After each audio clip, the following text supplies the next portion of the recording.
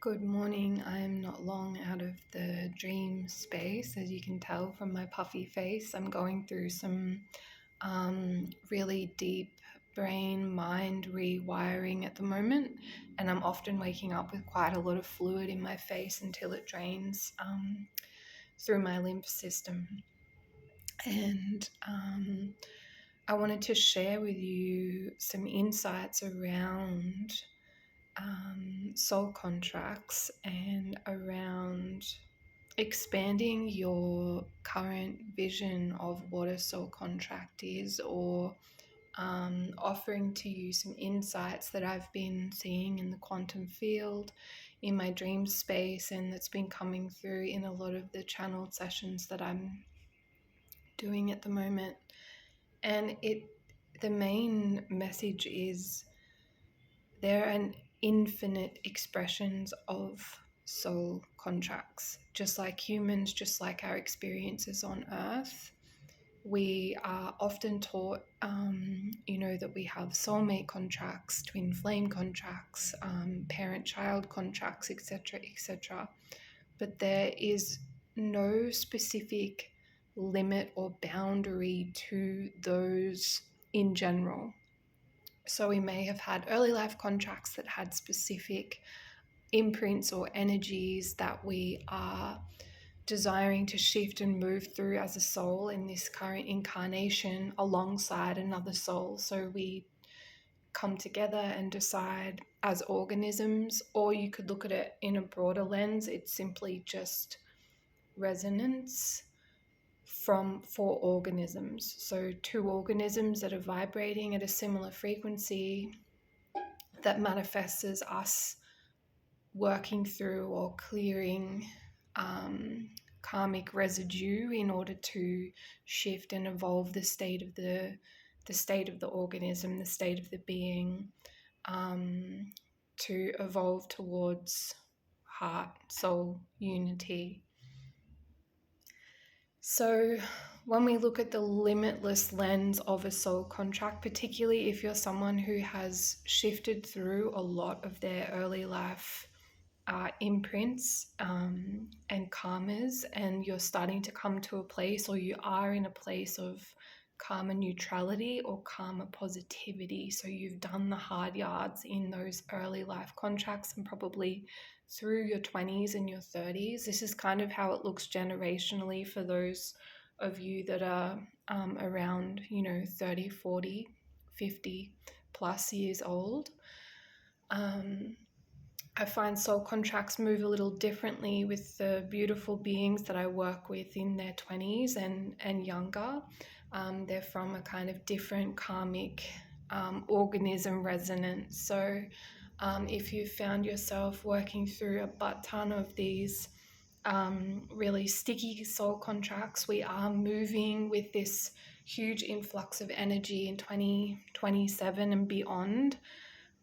Into this karma positivity, coming together to collaborate with other souls to enlighten, to co-create from pure love, infinite love and bliss within. And the thing that Source is really speaking to me currently through many avenues is working with your own energy fields, working with our own energy fields to vibrate and exist in complete, harmonious, unconditional love for the self, to really go deep and clear out any of those old relational patterns that are just not serving and won't serve in co-creation in a higher frequency soul contract grid. So when we move through and shift quickly at the pace of lightning, sometimes things are shifted in our reality. People are removed from our path, or we remove ourselves to choose sovereignty, to choose evolution, to choose to co-create energetically with other life forms that have a similar resonance to us, so that our creation is birthing newer frequencies on the planet, higher frequencies on the planet. So in service to the divine will, the organism and the sheaths of the organism are clearing currently, are really shoes. There's just a new energy in my field, someone that I haven't co-created with before, a yogic being. I've just moved rooms, so I'm just checking in and making sure that that's a benevolent frequency and something that I want to channel through, and it feels like it is. So it's like a Lakshmi Saraswati kind of energy. Thank you. And they're just explaining the stripping back of the different sheaths through the purification, the cleansing, and the healing and the releasing of those early life imprints and samskaras in order to evolve the self and humanity. And this has been happening for some time on planet Earth. In a very slow way through the processes of Eastern philosophy and traditions. Yoga cleanses all layers of the being in a very slow, methodical, and sometimes quite a rigid way. There's also, many other, Buddhism is coming to mind as another faith or tradition that allows us to move through the mind, um, the mind heavy culture of the West. And I suppose this channeling is really aimed at those beings who have grown in a Western climate in their early life and grown to know themselves to be more than the mind, more than the body, but still part of the body and the mind, but to touch the spirit of something evolved past the small I, the small self. So many ways to work with these aspects of our being and our self, so that we are creating relationship with life in a way that is harmonious, expansive, and not detrimental in our relationship, so that our relationship that's cultivated within ourselves is kind, gentle, compassionate, and that those really fiery, deep wounds that we may have from not being held in a space or an environment of unconditional love and gentleness in our early lives. Of course, every being, every organism is moving the best that they know how with what they have, and bringing awareness gently to those places that we can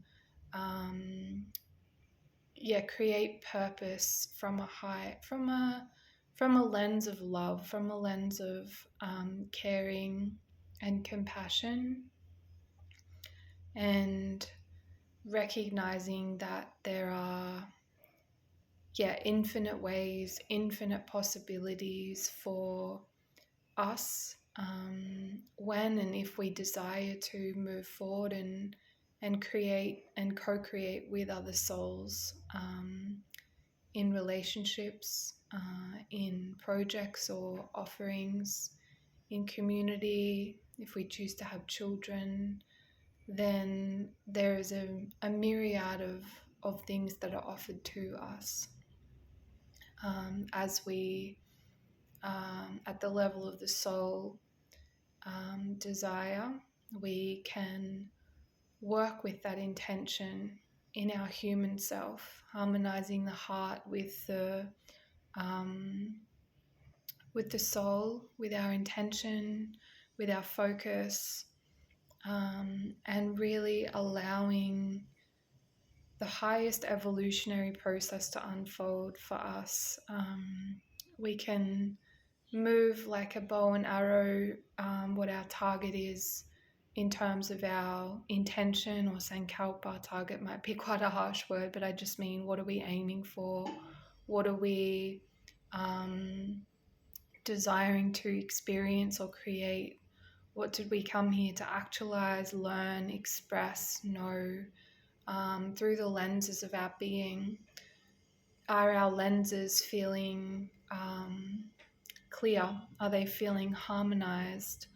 What steps and tools are you currently harnessing, calling in to align the frequency of your being to that of your clearest, highest, most evolved and healthily expressed self? Do you wish to focus on overflow, enjoyment, peace, simplicity? What is the current trajectory? We're in a very beautiful portal right now. In general, I feel like we have been for a few years, and this will continue to support us to elevate and to let go of any places that we have been clinging to, what's not serving, clinging to the old. So harnessing our capacity to let go, to release with as much grace as we can muster. And at the level of the cells, sometimes we can still be really holding on. So working with all layers of the being, which yoga does offer that to us, a really beautiful way to cleanse and clear from every layer of the being, from the physical, emotional, mental, the sensual, and the auric, and the light bodies too. So movement practice is quite important at this time to really shift cellularly, whether that's dance, working out if there's an acute emotion, or following your instinct, following your intuition. You know what you need. Ask for clarity. If you feel confused, call in clarity. Call it in. Ask for source, heart, higher self. I desire clear guidance. I no longer choose to wallow in confusion. And if there's no action that needs to be taken for me right now, let me know that too, so that I can rest in that, knowing that my guidance is to take no action, or to take little action. So just breathing and aligning with your own heart and being here if you feel to do so. And just recognizing what is here for you in this moment.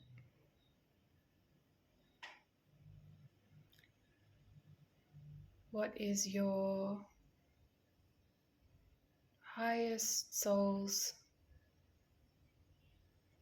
message that is coming through the lens of your body now?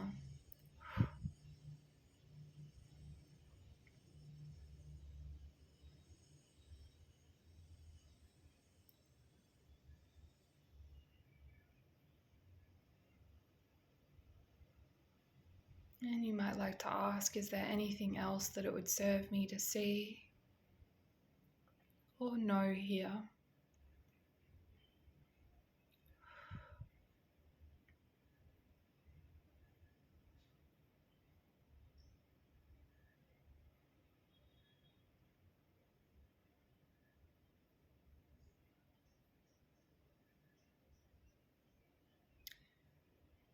And one last thing that's dropping through is, how is your current present practice, your presence practice?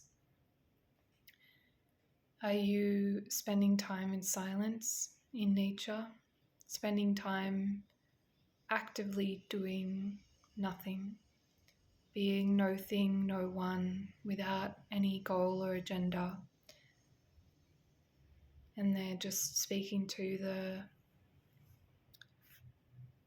dance between presence, stillness, and knowing yourself as the eternal witness, the connection to the heart, and aligning that with our guided, soul-aligned output and action.